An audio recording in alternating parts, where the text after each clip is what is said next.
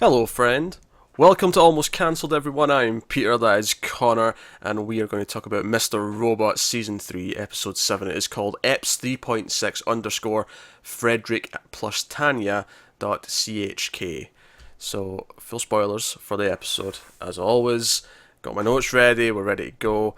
And how do you top two of the best back-to-back episodes of the show so far? I suppose one answer is you don't necessarily top them, you just remain solid. Just make sure the emotion hits you. And I guess the second answer would be to follow up with maybe one of the most depressing episodes of the entire show. Yeah. Because I actually wrote down repeatedly during my notes, Angela is broken, Elliot is broken, Dom is broken. And then at the end I realised I'd done it and I just wrote, everyone is broken. Pretty much. I could have written it for Tyrell, I didn't, but he's also broken. Everyone's broken. Yep. Everyone except Yep. White Rose slash Zhang. He's happy as can be. It's his own time of his life. But everyone else broken. So yeah, we'll dive into this scene by scene as we typically do. And thankfully, this one was easier to take notes for compared to last week. Last week was Yeah, it was relatively straightforward, this one. was a riot the way it was intercutting between things constantly. So we start off in an apartment. Obviously, the previously on showed you the post credits scene of the season 2 finale with Trenton and Mobley, and I'm like, oh, we're finally getting to those guys. Excellent. I like the idea that if for some reason someone didn't stick around for the post-credit scene, they'll have seen that there in the previous thing on, what the hell's this? When did this happen? I don't remember this. Yeah, I mean, it's fair enough. Season 1, you don't get the post-credit scene, or you don't stick around for it because you have no reason to think so. Season 2, I kind of still buy it that maybe you've forgotten. I feel like with season 3 though, this finale coming up in a few weeks' time, we're waiting for it. We're prepared. We know there's going to be a post-credit scene. There has to be. Yeah, it'll be people just that, more the general public who don't kind of read into these sort of things, don't look at these things online, who'll just, they'll just watch it. They might turn off when it gets to the credits and never have seen that. Yeah. Typically, like I always seem to get to the end of the credits anyway for most shows, just because when it hits the credits, I typically check my phone for notifications, and then it'll finish as I'm doing that. Yeah, it depends. It depends how much of a rush I'm in to get to the recording, because usually I'm squeezing them in right before. Because one of my things that feels like the show's the show's finished to me is like the little like company logos thing at the end. So at the end of this one, yeah. it's the E Corp one, or the Esmail Corp more specifically. One of my favorite ones is I think it's all the Berlanti stuff. It ends with move your head. Yeah, Greg, maybe. Yeah, Greg, move your head. So it's how I like the idea that his is like a callback to when his dad would tell him to move his head when he was a kid and they were watching TV together. Little things like that. But yeah, so we open in this apartment. Dead person turns out to be the dead roommate of Mobley. Mobley and Trent are there, and it seemingly that this is picking up right after that scene. So if I remember correctly, actually, I think when we got that post-credit scene, it did say something like 6 months later or something to that effect. I honestly don't know if it's said but it's clear when it is now, so I don't think it really matters. Or at the very least, I mean, it's not actually been that long, really, since the season started in terms of time. Yeah. Obviously we had the flashback episode with Tyrell, which took place over months, but in terms of the present day stuff, it's not actually been that much time. Maybe 6 weeks, 2 months. Yeah, something like that. So whatever, but you come to realise that when when Leon went and got these guys, it was this here at this time, and not where the season was at the end of the season. So they're there, and Leon, the magnificent bastard, is still talking about TV. Apparently, he finished Seinfeld last season, so this season he's talking about how he tried Frasier, and it had been recommended to him, but he found it unbelievable because Frasier kept having sex, and Yeah. It was like, I'm all for suspending my disbelief, but this is too much. yeah. And then he says, so I don't got a lot of enemies and a lot of Emmys. You can tell I'm lippy tonight. So a lot of Emmys, and sure, this show I'm about to recommend only had one. But if you want, what was the exact phrase? I'm just looking for the exact way he phrased it. If you want a believable protagonist, you got to check out Knight Rider. I'm down. No, I actually did a little bit of meta commentary on this, Mhm. I think there's a little bit of poking fun here at the audience, because it's like, oh, the more normal thing, that's unbelievable. But the guy in the talking car, I think it's almost poking fun at us jumping to like time travel and alternate realities when no, there's more realistic explanations There for is, things yeah, going on. yeah, and then again, and he points out, the dependence on technology that Knight Rider had, and it's kind of this crutch. Yeah, it says it predicted the relationship that we have now 30 Yeah, years ago. Although, I mean, no sentient talking cars quite yet, but soon it's coming. soon, yeah. We do have talking cars. You get your sat nav. 3 to 5 years. It's always 3 to 5 years away. All right, not in hindsight, but I sure. No. But whenever you're predicting something in the future, like something that's vaguely soon, you're always 3 to 5 years.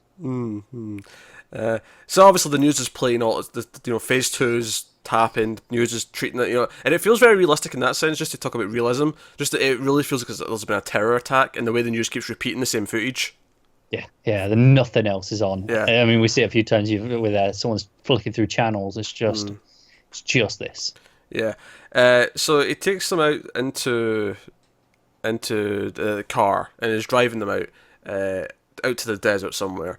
And as they're driving, obviously, like he says, oh, another reason why Knight Rider should have a statue is because of that theme tune. And as soon as he said that, I'm like, it's going to start playing. Yeah. And I was like, yes, I love this theme tune. And I'm So like, good. this is why they picked Knight Rider, because Knight Rider, of course, is owned by Universal, which is also the owner of USA Network. So that makes a lot of sense. But so obviously, I love the idea that Sam Esmail just went, I get to use Knight Rider as the intro to my show. Yeah. See, this is one where I think even if someone else had owned it, I think they could have just bought the rights to use the song. It could have, but I think this makes it Like, easier. it was easier, definitely. Yeah. So no, but we have the Knight Rider intro playing as they drive. But even then, like as much as this is a funny little bit, I was kind of reading into what was happening on the screen. I thought there was actually a bit of deeper meaning there. Mainly the idea that, like, how many times in this show? Think about it. Just the last 2.5 seasons. Think about how many times have we seen shots like this in this show? These big, because what's happening here as the music's playing? It's big, wide open desert space with just this car driving into it. Yeah. Not very often. I don't think we've ever seen that Maybe not specifically. to that extent. I think the only times that we've seen anything even vaguely similar typically are these intro sequences where the titles come up, where it kind of gets a bit grandiose at times. It is a bit grandiose, but even like the one thing I can think of this season with driving was in the forest, but it was all the narrow road, whereas this is like big, wide open, broad daylight.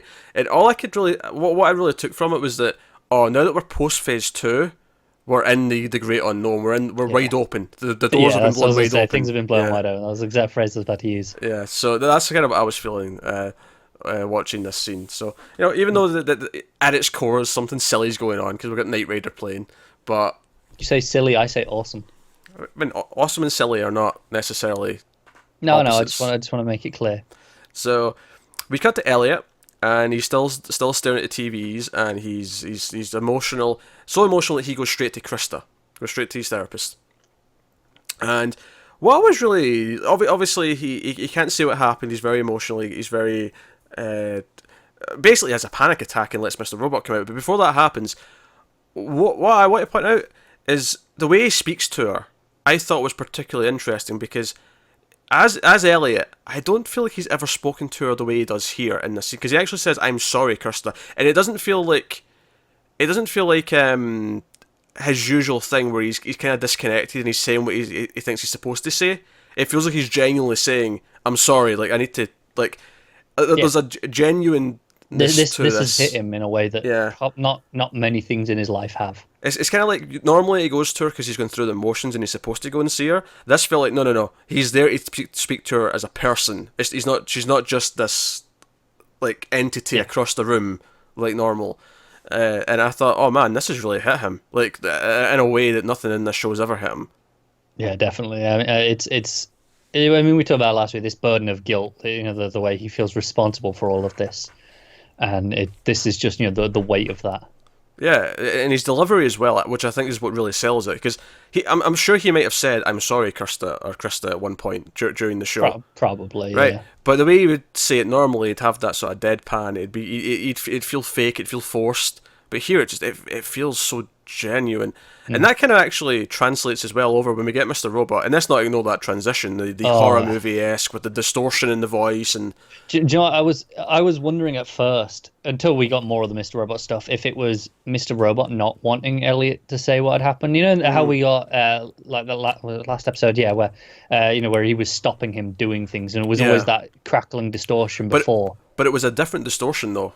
It was, Yeah, yeah. this was more like he was breaking down, which makes a lot of sense. Like I say, he's having like a panic attack, and he's letting Mr. Robot come out. And it deteriorates as well. It Yeah. gets worse as it goes on. And he's standing there just with the bookcase, and it's all dark, and it's a very horror movie. But like I was saying, the idea that Elliot's being like more genuine and honest and open, it actually kind of translates to Mr. Robot, because Mr. Robot last time he was with Krista, he was very Playing games. very threatening, very not actually wanting to let her in on anything. Whereas here, I mean, I wouldn't say he's friendly per se, but he does openly just kind of talk about things. He brings up, oh, 5'9" was meant to be this, and he brings it up. He's like, oh, I was the architect of 5'9". Like, he's telling her all this stuff. And he's like, oh, it was only meant to be one building, all the one paperwork, but then they'll go and do this. I mean, first of all, he is pissed he's been played. He is pissed that he's been used. Yeah, he gives that whole that monologue's excellent. But the bit where he does, he says it's not me that Elliot has to worry about. It's the people, the real people, the real string pullers. Which I think a big theme of this episode, and I think we'll mention this a lot as we go on, is the idea that the Dark Army essentially serving White Rose are basically Evil Corp 2.0, and Yes. they're worse. The idea that Evil Corp goes down, sure, but they're replaced with something just as bad, if not worse. Yeah. And from what we've seen, worse is definitely the word I'd use. I think that's fair. Yeah, Yeah. Evil Club, for all their faults, did not seem to be a terrorist organization. No, exactly. But the idea that someone else rich and powerful just took over, and like the idea that Mr. Robot now has been played again by a different organization, by someone else who they thought were also kind of like the F Society, but in actual fact were just representing the next Evil Corp, is a fascinating idea. Yeah.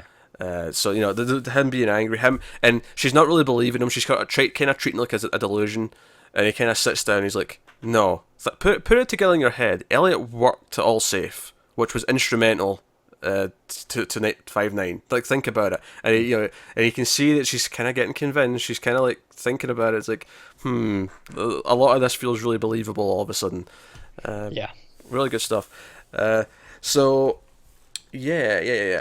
I'm just trying to see if I missed anything in my. Oh yeah, I noted down the line of dialogue that I thought was magical, which was sugar-coated pearls of semen. Was some great delivery as well on that line. Yeah, which he said they were all swallowing down. He's referring to the fabricated sort of story that the press are selling, that the Dark Army, of course, are pushing. That Tyrell's responsible, and of course there's a lot more of that later on in the episode as well in terms of what they're pushing as their. Yeah, it's pretty much what we jump to next is the Tyrell stuff. Yeah, we do. Yeah, FBI, and it's Yeah. But we see a video. F Society's threatening another attack. Obviously, I immediately thought, okay, this is another fake. This is not F Society. Yeah. The only line I really took down from this video was at the end. This is the clock is ticking. And of course, it's typical threatening speech, but knowing that F Society is coming through White Rose, it seems particularly relevant. Yeah, time's obviously a big theme with her and the show's general at this point, given how much we talk about time travel and alternate realities.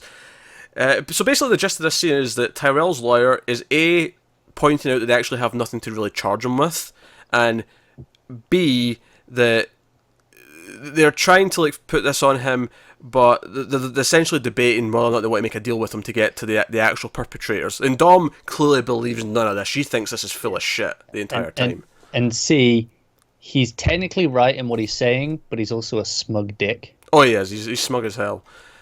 What was really sticking out to me about this scene was Dom's kind of just reactions to everything that was going on. She was getting more frustrated, desperate, frantic even as the scene goes on. She starts like letting her feelings show, and she's like, "Oh, this is bullshit," which bleeds into the next scene. It kind of moves right into like her and Santiago, because Santiago at the start of the scene with the lawyer is very much Mr. FBI. He's like, "No, this guy is guilty. This guy's got this evidence," and blah blah blah blah.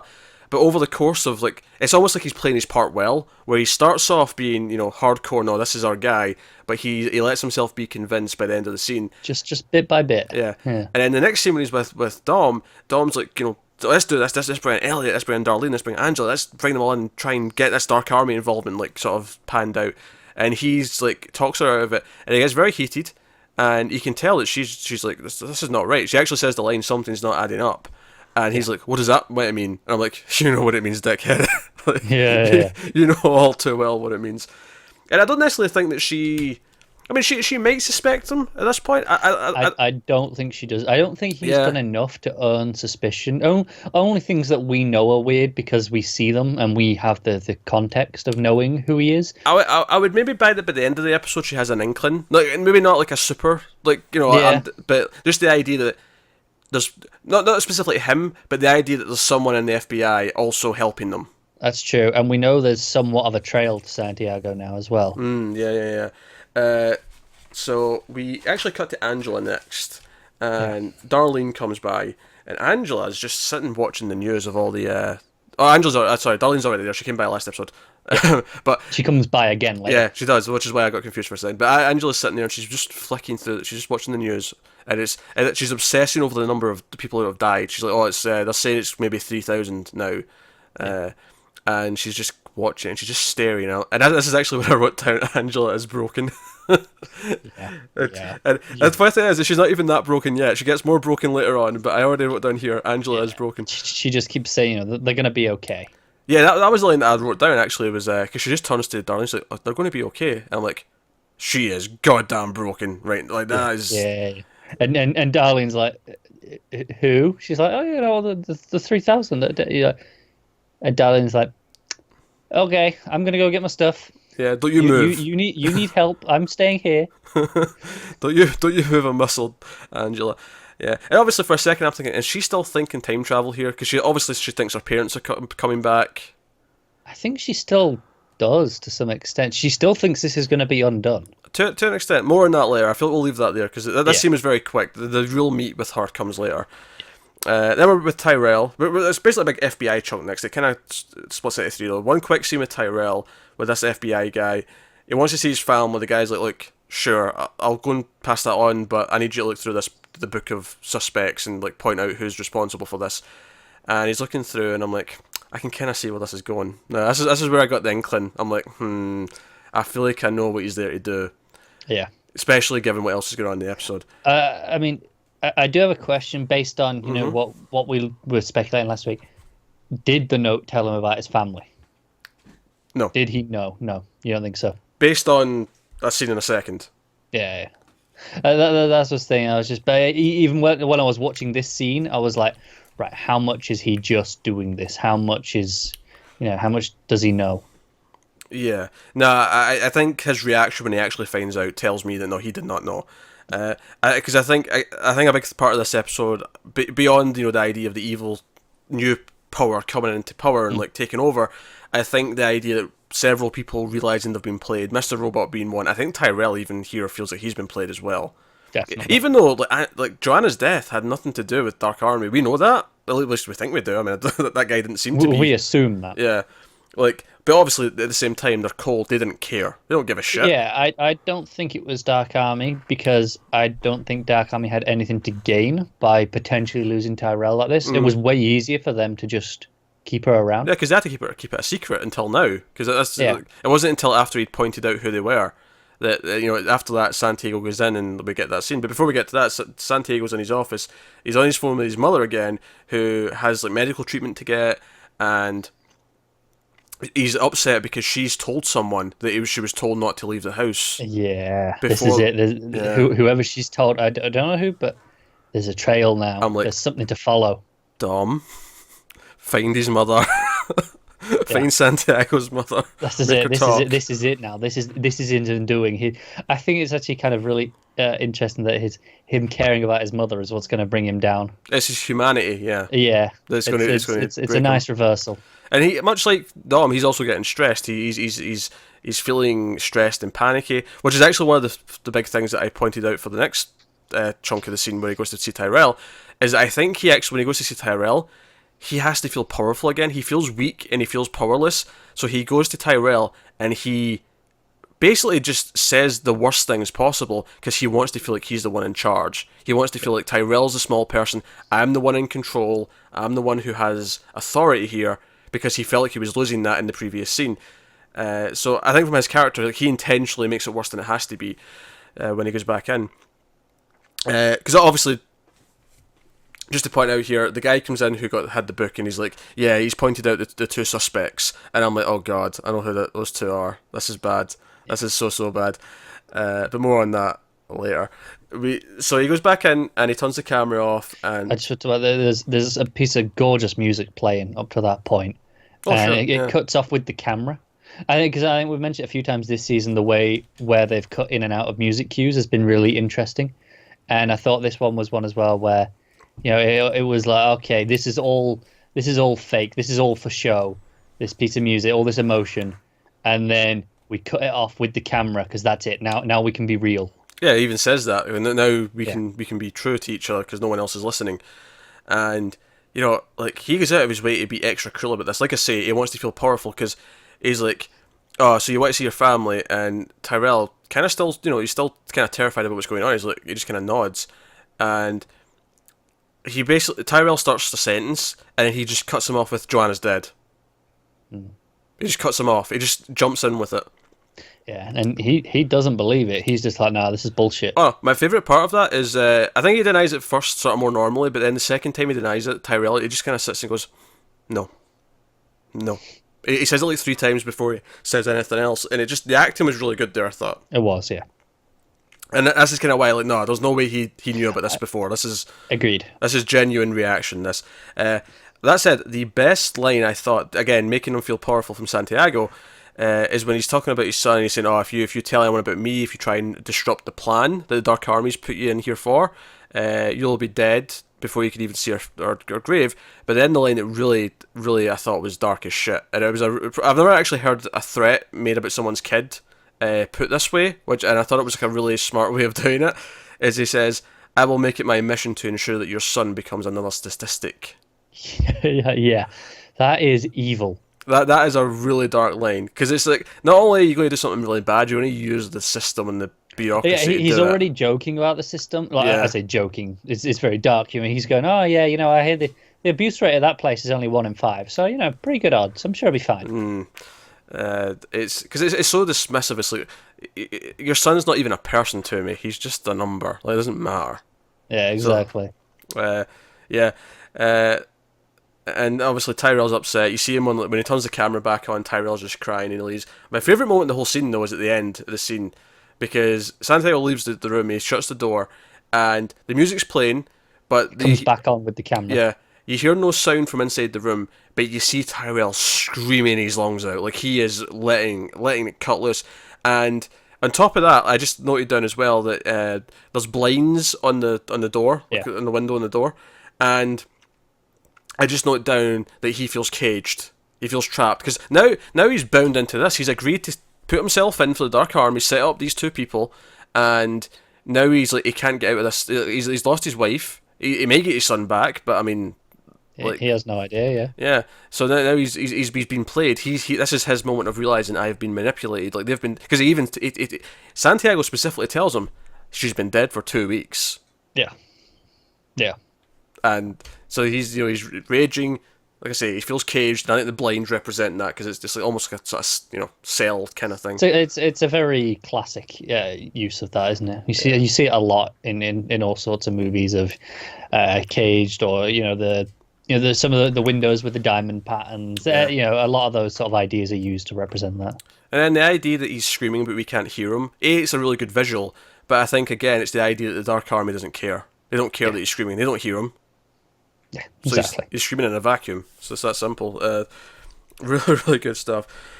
So we go back to the desert, and Leon's digging a grave. So Trenton and Mobley are on their own in the car, so they start chatting. And I mean, I say chatting as if it's a casual little chat. They are not in a good mood. But so key plot point here, which is especially given how the episode ends, especially. Yeah, but it was key already. Like enough that because obviously you do your note run on a second watch, so you Yeah. have knowledge of the ending for things that you might want to point out. Whereas I'm just on the first watch through, I'm just jotting them down as I go. So I think it was, and it shows which things are crucial. Where okay, even on the first time you go, no, that's important. Yeah. So mentioned that Trenton was going to send an email off to the FBI detailing everything they'd done, like who was involved, so on. And she didn't send it, but she mentions that she's got her computer set up so that if she doesn't get back to it for X amount of time, i.e. she doesn't make it back at all, it'll automatically send to someone she trusts. Now, obviously, first of all, we're like, okay, who's the person she trusts? Yeah, that's the good question, isn't it?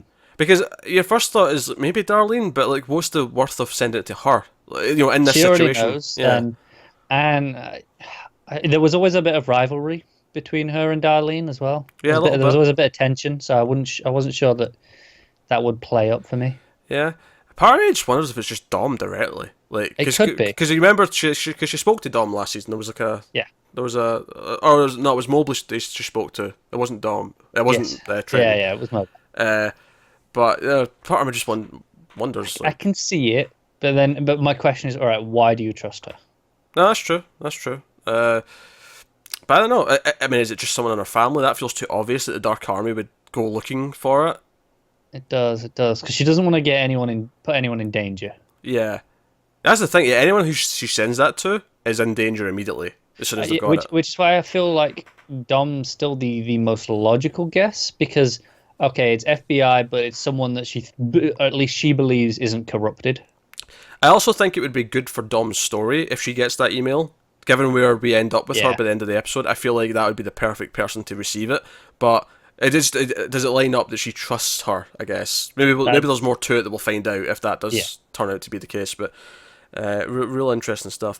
So I think the rest of the scene, though, what it was really doing for me is that they start talking. Mobley's like, "Oh, I was meant to have a date with this girl," and so on. And they kind of joke about how, you're not really, because he was on like a Jewish dating app, and he's like, "Oh, you're not really Jewish," and like, come like 1/8, whatever, and he's like explaining it, he's sort of justifying it, and she's like, "Well, I should be back home with my family. They'll be worried sick about me." And we knew that her family meant something to her because we saw scenes with her family last season, and all I could think, especially on the second viewing, was like, all this is doing is reminding me why I like these two, and reminding me that these are real people with real things, and making them human, making them have. Yeah, one of my notes in this scene says, "Oh, I've missed these two." Yeah. I really enjoyed seeing them again. I think Trenton specifically is actually quite funny, in a really sort of deadpan kind of way. Yeah, definitely. So They play off each other really well as well. like, especially so watching it again, I'm like, oh man, this is just them reminding everyone why we like these two before the end of the episode. It is, exactly.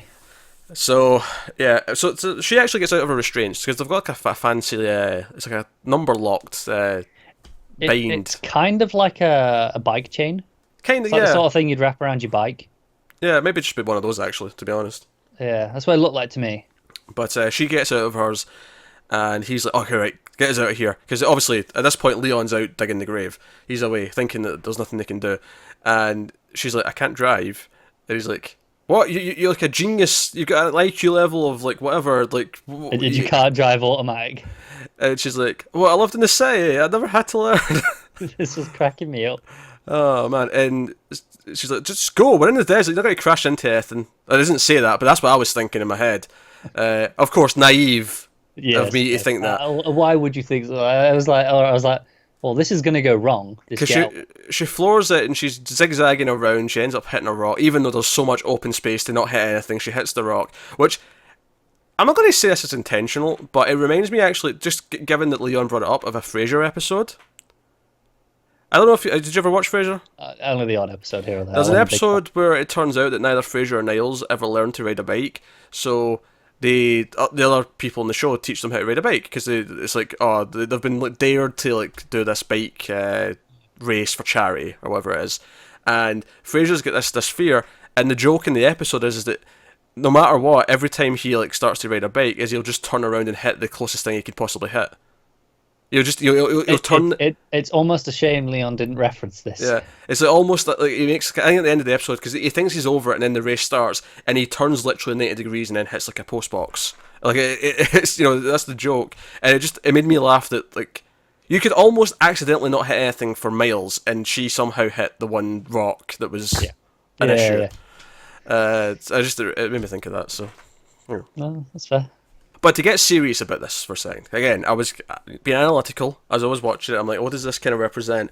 And I was actually kind of thinking that this whole car, like, steal and then crash, actually represented their story about 5'9". The idea that she was doing something that she couldn't really, she was in over her head, she was out of her depth, and it kind of crashed and burned. And that was kind of making me think, oh, they were so into, like, being part of F Society, doing the hack 5'9", but this was much bigger than they ever thought it was. They didn't really know what they were doing in that sense, and it's came to bite them in the ass. Like, they've crashed and burned. But the entire episode is them crashing and burning because of what they did. I took it in a similar way. It was about the futility of, okay, they didn't really have any control over what they were doing, in the same way that she doesn't really have any control over the car. Yeah, absolutely. So that's kind of where we end there. Oh, well, Leon cracks a joke about you don't treat a Cadillac like that, but I've missed Leon as well, admittedly. I did too. I mean, he's a funny guy. So Krista has a quick scene where she's talking to, like, her lawyer, maybe? Or I didn't quite catch exactly who it was. I wasn't sure. I was wondering if maybe another sort of therapist. Maybe another therapist, yeah. But basically she's like, oh, I think he was involved. She actually believes that he may have been involved with A59 and B, this phase 2. Obviously no one else is calling that in the show, but we are. And she's like, oh, like, I should probably, like, turn him in. It's like, no, like, unless it's something he's not done yet and he's planning to hurt someone, you can't actually break confidentiality, or you'll lose your license. Exactly. So yeah. And that was just that was it. Quick scene, but she just, the point was, she genuinely believes. Very concerned at the end still, even after that. So we come back to Angela. This is where Darlene comes back, and she's sitting right in front of the TV. She's, like a kid. She's down on her knees in front of the TV, and she's, like, rewinding and watching this footage of the buildings going down. And I'm like, God damn it! Also, it says update. 4,000 plus are now confirmed dead, and they expect it to keep going up. And Darlene comes in, and, like, she sits down. It's like, hey, what are you doing? And she says, it doesn't matter. No matter what happens, everyone will be fine. And she's like, what do you mean? Is there another attack? It's like, oh, I wouldn't know anything about those. I don't. And she's staring at the TV the entire time. I wouldn't know anything about those. She sometimes turns and looks at Darlene, but again, she's still sort of staring with those big wide eyes, like no blinking allowed. Yeah. And so everything will be fine. Look here, I'll show you. And I'm like, okay, where's she going with this? Yeah, and Darlene's doing the same. She's like, what's going on here? But I need to know. Also, kind of out of character for the show's music, this soft piano kind of starts playing, and it really is like, just look at the fragility of all this. Yeah, I like the idea. It's because she is broken. We're going simpler with the music almost. It's like, no, this is just, and she rewinds. She plays the building. It's like cell phone footage on the TV, and the building sort of explodes and starts to, like, collapse in itself. And she presses rewind, and then pauses it, and she turns to Darlene and says, "See, everyone's fine." And I just, my heart sank when I realised what she was talking about. I got, like, such a, it was like half smirk, half, like, concern on my, because it was like, oh, this is because she still thinks time travel's a thing, and she thinks everyone will be okay. Yeah. But honestly, I was just like, oh, Angela. Yeah, she is so. I keep saying broken, but she is so goddamn broken. This feels like, I don't know how much she really believes in this, but now she has to. Just desperation. Yeah, she's trying to convince herself that I can't have killed all these people. I can't have been part of that. And Joe, what's funny? What's funny to me is that this is the first time. I think up until now, like, we've speculated about what his machine does, what White Rose is up to, time travel, alternate realities, whatever. This is the first time where I've honestly felt like it's all a lie, and this was just sold to Angela this way to get her to go along with things. And, like, because as she's talking about it, as she's saying, look, see, I'll show you again, and she rings it again, and she's like, see, everyone's fine, it's fine. And I went, no, she's completely crazy right now. I don't believe a word of this now. Like, I'm actually on board with that. I mean, I know, see, if it wasn't for the fact that we actually saw a machine, because we saw him building something, right? So we know there's something going on. Yeah, you would think there was nothing at all. Yeah, if there wasn't for that, I would think there was zero things going on. I agree, yeah. But obviously we've seen it, so we know there's something. But yeah, and obviously to play into that with the little bit we do get with Zhang, and referencing this, it very much implies that he's played her to some extent. Yeah, manipulation. That was Yeah. the word specifically. But yeah, that's pretty much all I had for that scene. But no, it was just Oh, really that scene sad. was genuinely devastating. It was devastating. Yeah, You're just watching her play it over and over again, and at first you just think she's just living with the guilt of watching it, and then the realization that it's her going, no, look, they're going to be okay. You know, her convincing herself of that. It's really just really sad. it's not the last devastating scene in this episode either. It's not. Just No, warning. bloody not. So we're at Irving's. Mr. Robot shows up, and he's still Mr. Robot. That's a key point. We don't see Elliot again the whole episode. Like he is like cocooned himself inside, and Mr. Robot's the one driving. And no pun intended, because he's at the car dealership. But he goes in, and he's looking for Irving, and he sees him, but he gets knocked out by Dark Army, soldiers with a big mass mask. suits. Honestly, the only thing I want to point out about this scene, beyond just what happened in it, which we just did, is the song that was playing as he came in. Did you notice the lyrics? No. They repeated this a few times. I can make you dance, I can make you sing. Okay. Again, going back to the idea of puppeteering, manipulation. Yeah, puppeteering, being exactly. played. It was just really... Again, I didn't notice it the first time. It was the second time I watched it and I was taking my notes. So I was just listening to the song. Because I'd already heard the dialogue. So I was just listening to the song and I'm like, wait a minute, what's that saying? That seems really specific. Yeah. So then we cut to Zhang and Price. They're still at the party. And... kind of like how Elliot was speaking in ways I'd never heard him speak before. Well, at least with Kirsta, right? Price in this scene... We have never seen Price react like this. We've never seen Price look scared like this. We've never seen Price get this angry before. No, talking about people being broken. Yeah, again, more people being broken. And, so... And of course, I love the way that Zhang, as Price sits down, he's like, hey, there is some good news after today. My government, that e-coin thing you want to push through, that's done. Yeah, exactly. And he makes a point of going, hey, E-Corp's too big to fail. It's fine. But he's like, I won't. He's like, like E-Corp will survive in some capacity, but I'm done. Like I'm the CEO who let all this happen. I'm gone. Yeah. And it becomes really clear that we already knew this because we already heard him say, "Oh, do phase 2 on this day," even though we don't need to. But like, it becomes very clear that this phase 2 thing, this going after Price didn't actually have to happen. As Price points out, he got everything he wanted anyway. Yeah. This was just... It was a personal vendetta. Yeah, this was a personal thing. He brings up Angela. He's like, oh, you said that night that you would deal with this lawsuit, and you didn't. So I had to manipulate her. And, you get quick flashes of her as White Rose. And it almost makes me wonder, like, does White Rose just exist to manipulate people? Like, think about every time I've actually seen White Rose. It's always been talking to Elliot, talking to Angela. No, you're right, because we've always been under the impression that they are two distinct personalities. That's the assumption we've been working under. In the same way as Elliot and Mr. Robot, maybe they work together, but two separate personalities. But what if they're not? What if one is just a cover? It could be. That seems like it. But yeah, and I also noticed, I actually kind of liked how realistic the room was in this scene, because as it's going on, they're getting kind of louder. Well, Price is getting louder. I mean, Zhang's content the entire time. Yeah, I think when it really gets to it is when Price stands up and calls him a mother effer. Yeah, but you can just sort of see throughout the scene, gradually more and more of the extras in the background are turning around and kind of looking at them. And it felt really believable the way they started staring at them. It worked really well in that sense. But so it's going on, and then he's like, you didn't have to do this, you didn't have to do this. And I wrote down this wasn't about actually needing to do it. This was just about power. This was just about his ego. This was about just him thinking that he's important enough that he can do this to just prove a point. As he puts it, he just wanted to teach a lesson, and that lesson was, after Price demands he wants the actual reason, he says, I had to ask you twice, and then he just gets up and walks away. Yeah. So it's the ultimate power play, isn't it? It's like going, no, I asked you once and you do it, and you are now a lesson to everyone else that this is why you do what I say.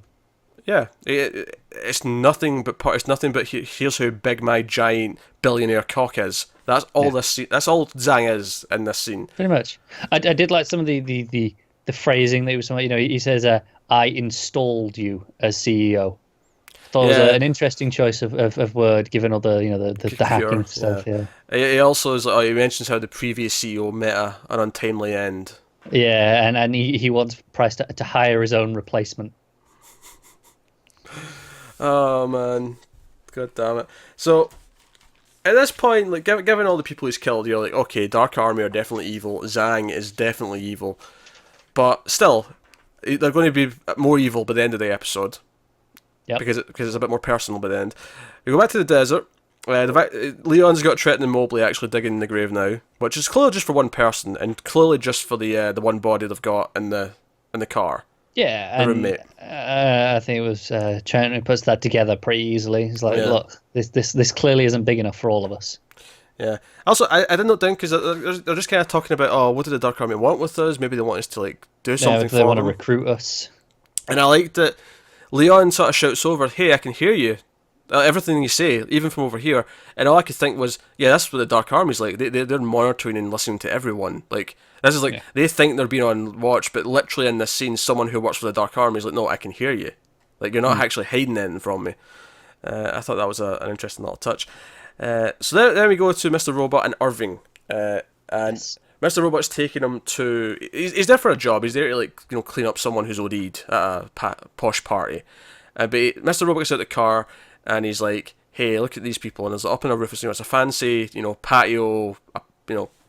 Balcony, yeah. Yeah, it's just all these rich people clearly, and obviously this is still the day of Phase 2. Like there's been as Dom phrased it earlier, the biggest terror attack on U.S. soil. That was the exact phrasing that was used. Yeah. And they're having a soiree.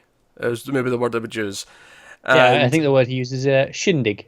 Shindig's a good one too. Not quite a hootenanny. No, it's not quite. I mean, maybe need a bit more coke for that. That was a reference to a joke from the hit television show Buffy the Vampire Slayer. I know. I was just trying to brush past it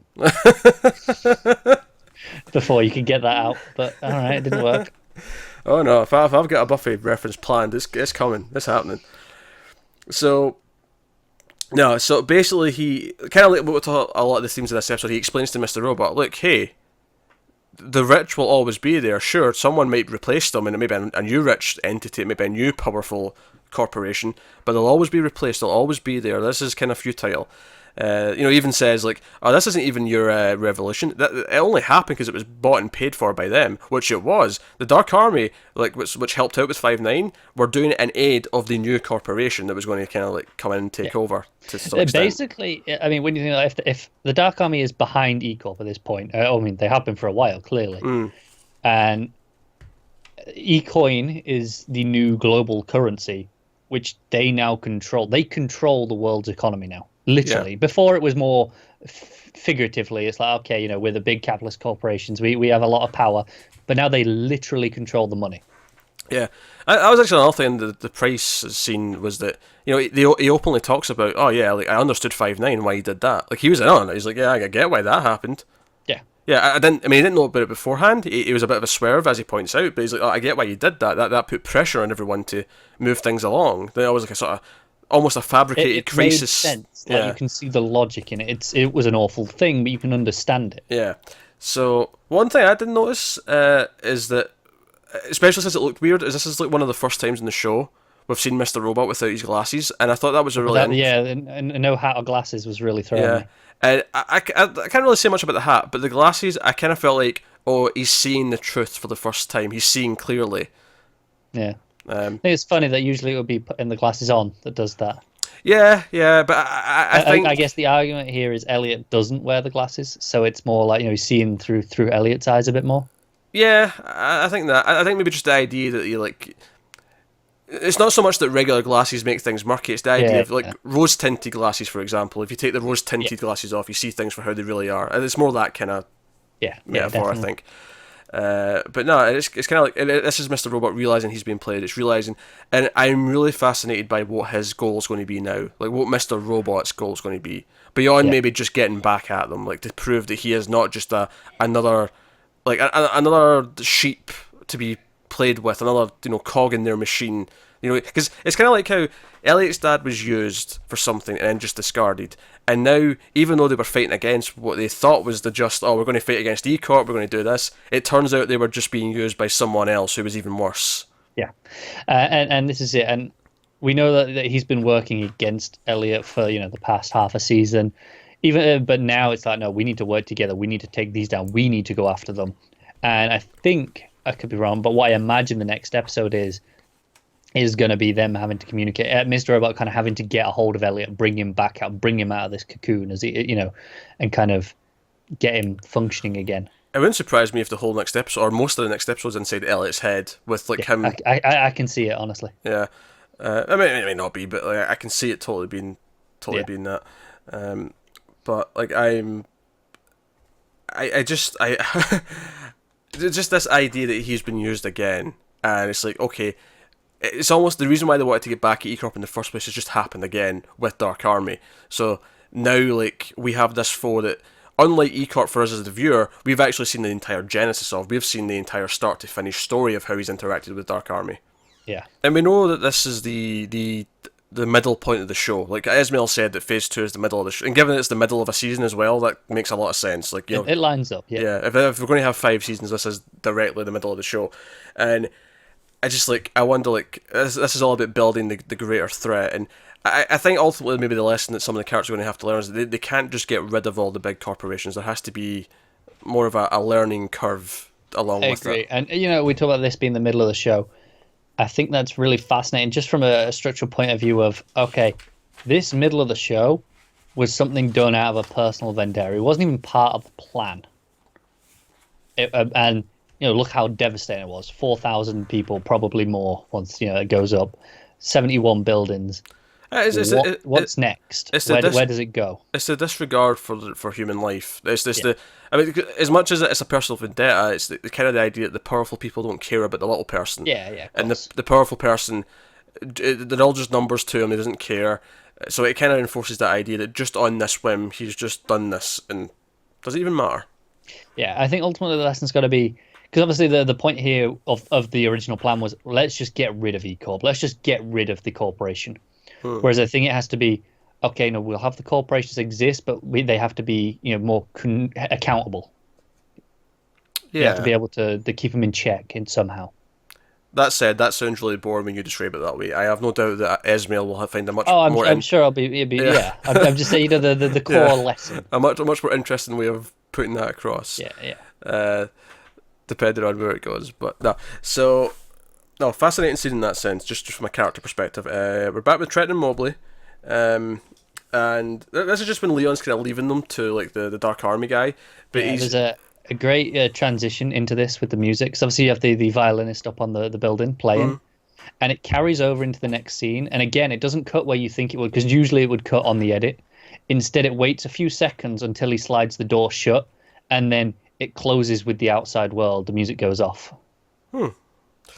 But Leon is leaving, and he's like, oh, I kind of like you two. And again, it's almost like he's been in the audience here. He's like, oh, I kind of like you two.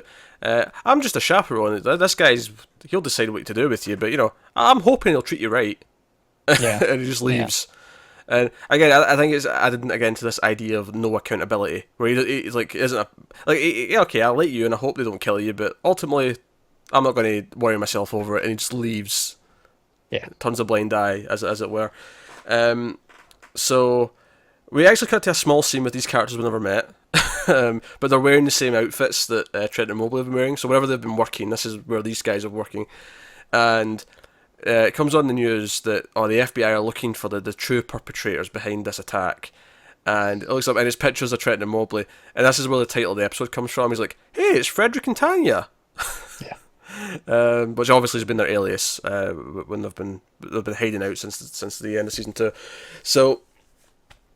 basically, the next rest of the episode is cutting between Trenton and Mobley and the FBI sort of coming to the house where Mobley lives.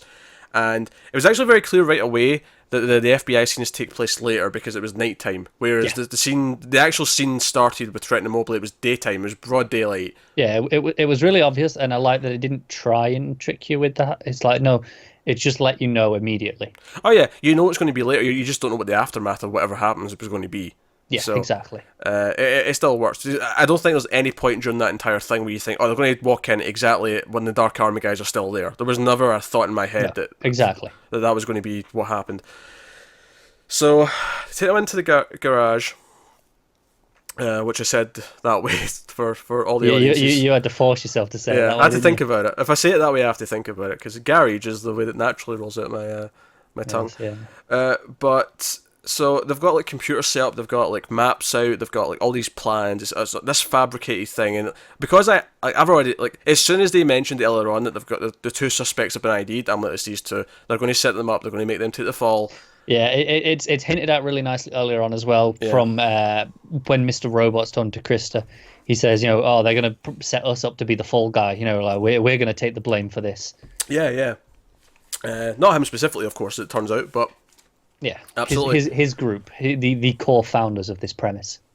And yeah, so it's like, yeah, you only, like, because the Dark Army guy, he talks about how they're willing to die for their cause, and again, I was kind of thinking about how this is Trent and Mobley again being out of their depth with, they started F Society with, well, not start, but they were there from the beginning, more or less, with Elliot, with Darlene, and the idea that they were out of their element doing this, and they didn't really realise what it was going to go to, and this Dark Army guy is saying, no, if you're going to be part of this cause like us, you have to be willing to die like us.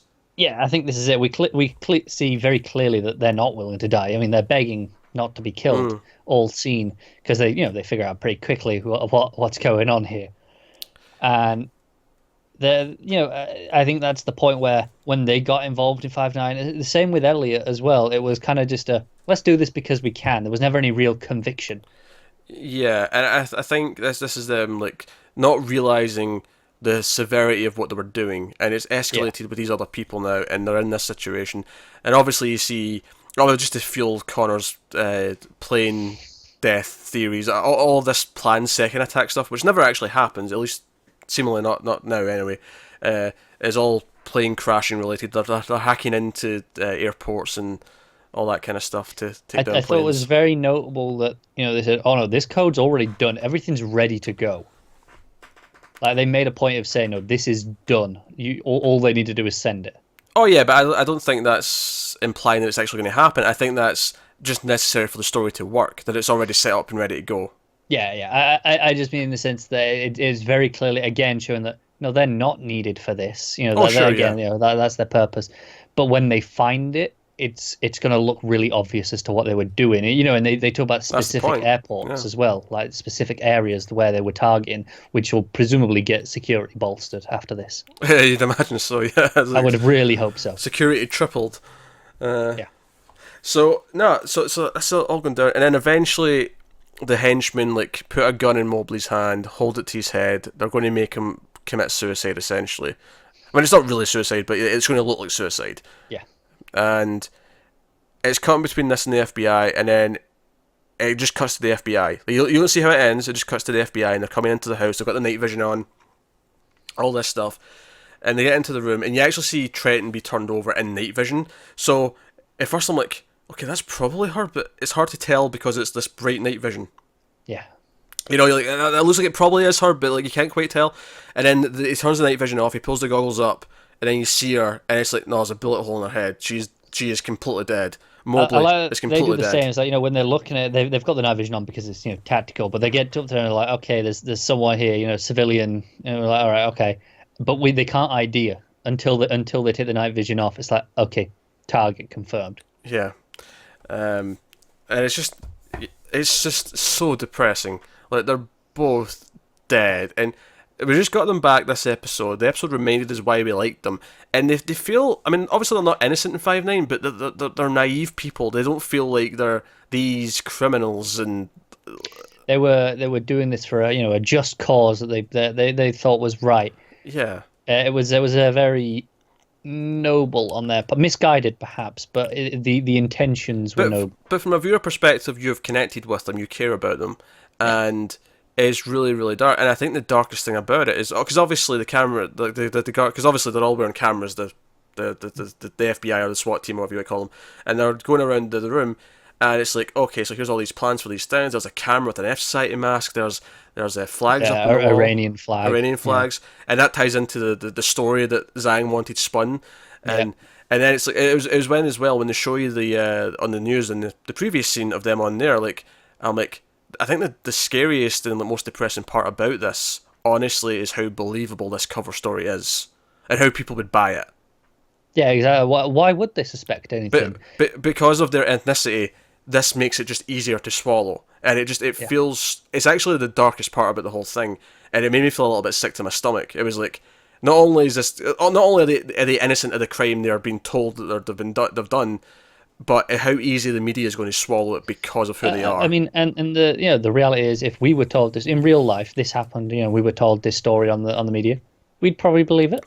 We'd have no reason not to. Yeah, well, we don't know about all this other stuff that's going on to second guess it. Exactly. To the general public of the show who are going to be watching the news and seeing this, I have no reason to go to them. Why are you believing this? Why are you swallowing it? Yeah, of course they will. The only people who wouldn't, of course, are the people who are close enough to it to know otherwise. Yeah, only the people who have the extra information.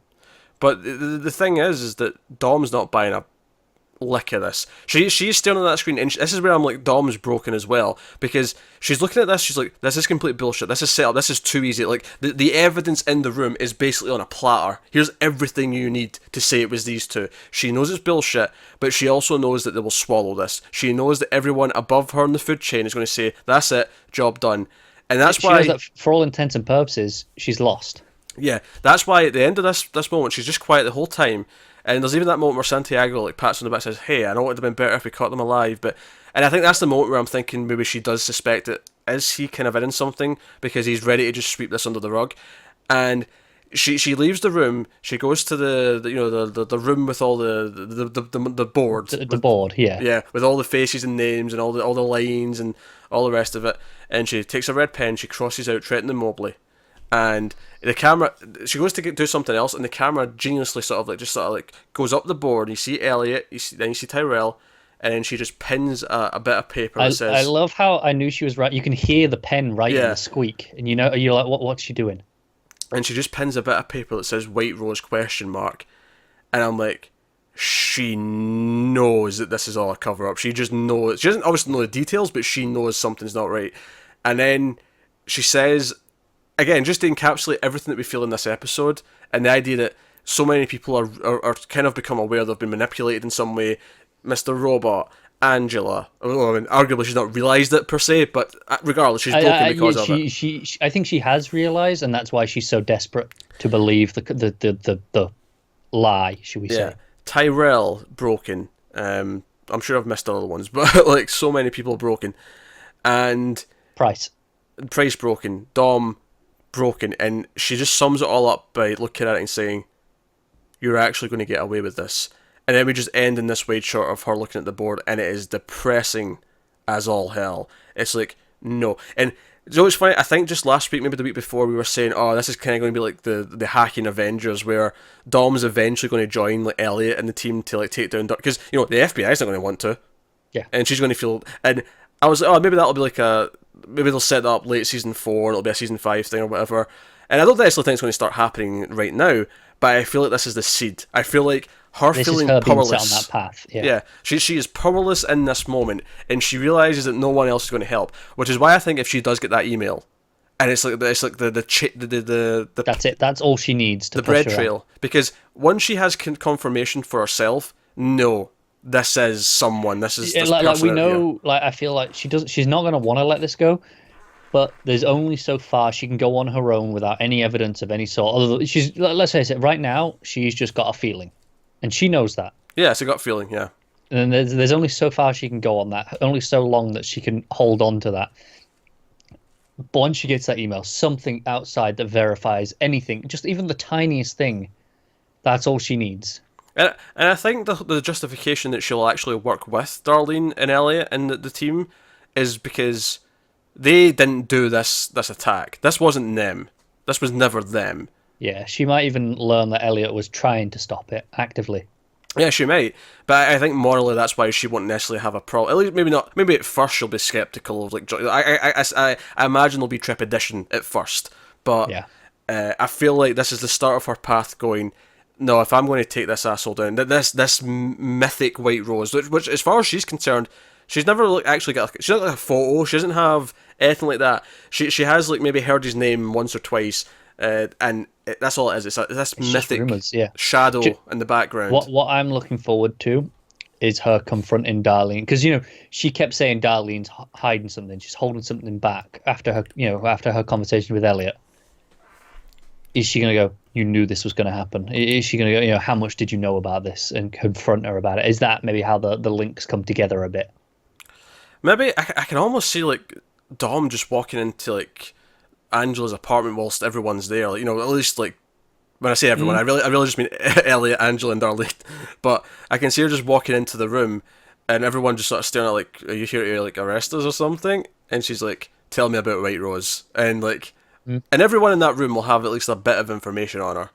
That's an episode-ending line right there. Yeah.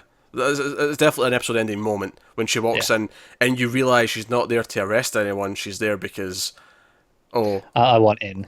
Yeah, kind of. Yeah, I don't think she'll be jumping head on first. No. But that's the impression for this moment. Yeah, because I think what this episode effectively did, beyond everything else we've talked about, it's made us want to take down the Dark Army as the audience. It's made us hate them, because not only did what they do was, obviously they committed a terrorist attack that killed thousands of people. That's first and foremost. But it's something we always talk about. We always talk about how, you can say you've killed the population of the planet. You can say you've killed thousands. I don't care about those 4,000. We're told, 4,000 are dead. What I care about is Angela's reaction to watching it. Oh, sure, yeah, no, absolutely. But we always talk about that. And we always say it doesn't really matter that much to a viewer, because a number of just X amount of people. It works to a point. I feel like it's portrayed well enough in this episode like an actual sort of news event where it feels kind of realistic. It feels horrific, but again, it's like I don't know anything about these 4,000, so there's a disconnect automatically. It's how people cope with things in general. Yeah, but at the same time, it's not like it does it much better than this than a lot of other things do. Oh yeah, But there is, like, it's not until you make it affect one of the characters that we personally care about, that we've actually spent time with, that we know inside and out, and once it affects one of them, and in this case it was Trenton and Mobley, once they are killed, how they are... And, do you know what, that's the other thing, I think that whole scene where they crash the car, that is so whimsical and funny, almost, that I think it sets you up for thinking, nah, nothing bad's going to happen to them, because this doesn't feel like they're nearing the end of their life. This feels like we're getting some comedy, because they're going to be around for a while. Let's remember, we start this episode with them driving out to the desert to the Knight Rider theme. Yeah, it's pretty comical. I think it's tonally a misdirect. It's tonally saying, no, it's just like, we're not going down that path. But then you get to the end of the episode and they die. Even the idea of, we're only digging one grave. It's this idea that they seem safe. That they're talking about, okay, we're being recruited for our skills. And we know they're pretty skilled. So again, we assume, that seems plausible. Yeah, it makes a lot of sense. But by doing that, by killing them, by breaking Angela and making her complicit in this mass murder, by doing all this stuff, it makes us hate them. It makes us want them taken down. It makes us hate White Rose, because I don't think I hated White Rose before. But she was interesting. She was mysterious. There's what's she up to? I definitely wouldn't have said I hated her. I'd have said, okay, she's clearly the villain, and I know she's leader of this terrorist organization.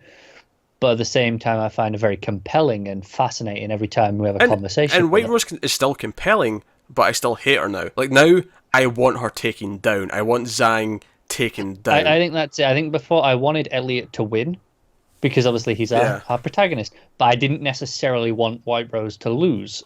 It was just I want Elliot to win.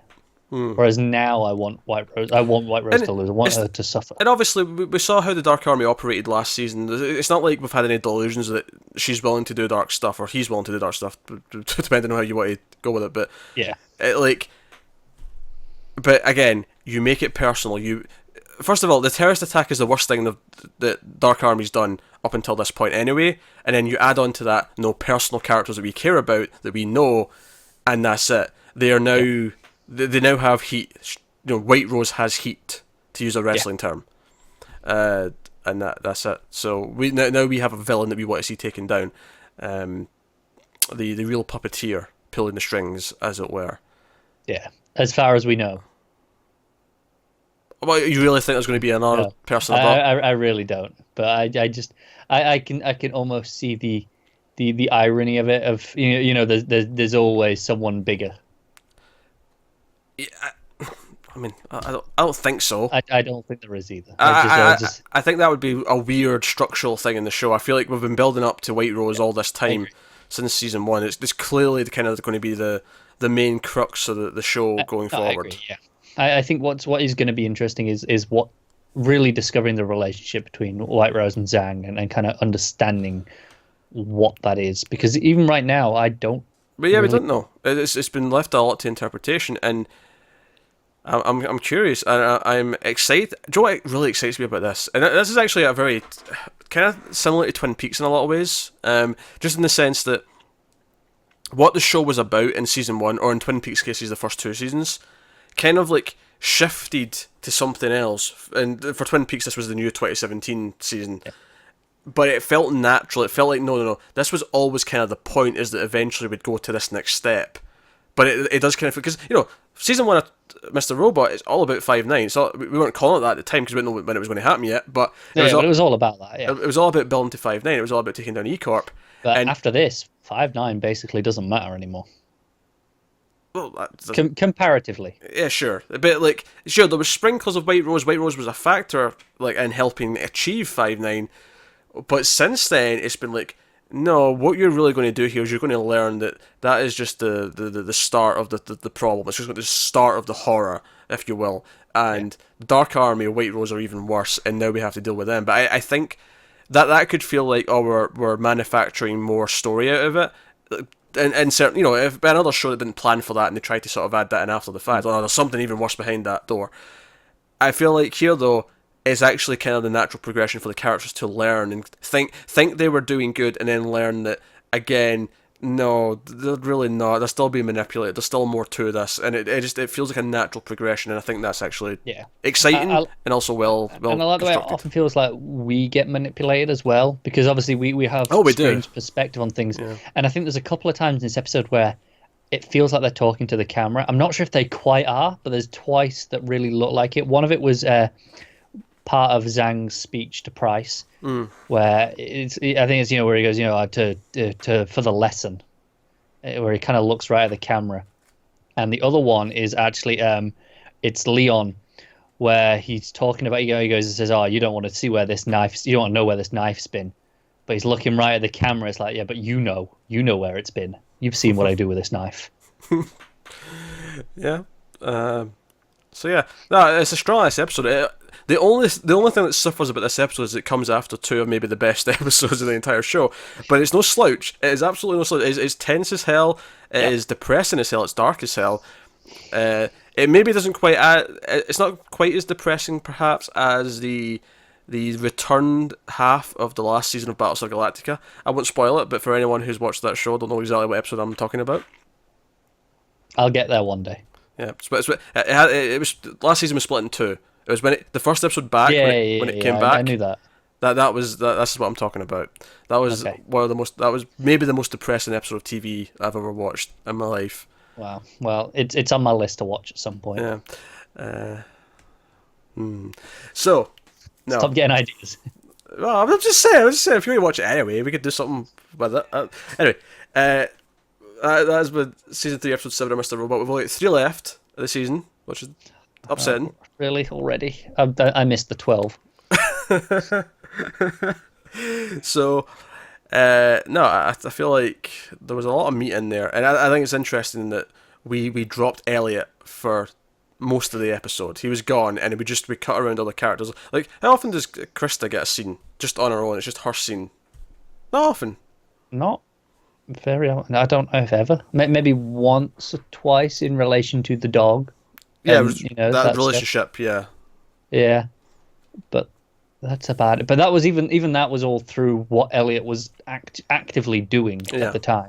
Whereas this is about what he's done. This is just about a conversation they had. Yeah, this is her concern about what's going on specifically. So, no. I do wonder actually.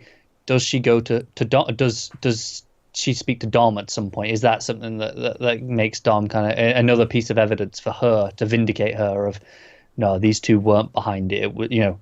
Elliot here has spoken about someone else. Yeah, maybe. I don't know. It wouldn't surprise me if Krista ends up being on the team in some capacity somehow. Yeah, no, I see it. Tech support.